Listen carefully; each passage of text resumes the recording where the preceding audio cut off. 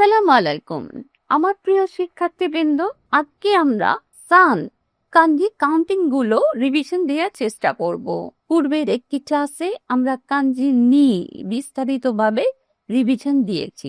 আজকে আমরা সান রিভিশন দেব। Japanese counting class 4 যা হাজিমানি মাসো সান।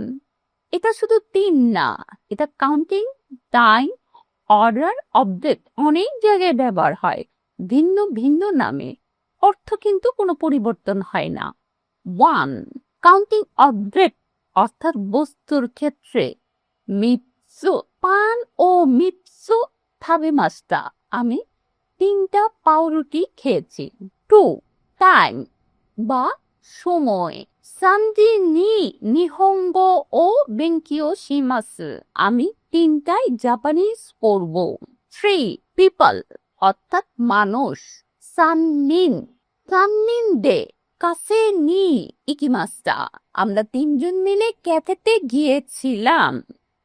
4 ডেট অর্থাৎ তারিখ, মিক্কা মিক্কা নি তোমোদাচি গা খিমাসু, 3 তারিখে আমার বন্ধু আসবে।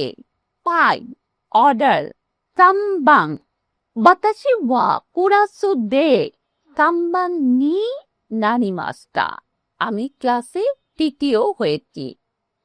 আমরা সহজভাবে মনে রাখতে পারবো নিম্নের উপায়ে। তান ব্যবহার হয় সংখ্যা 3, জিনিসগুনা মিৎসু, সময় তানজি, মানুষ সাননিন, তারিখ মিক্কা, তৃতীয় সামবান।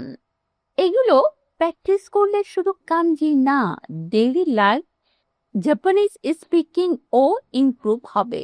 মিনাসান গাম্বাত্তে কুদাসাই। সায়োনারা।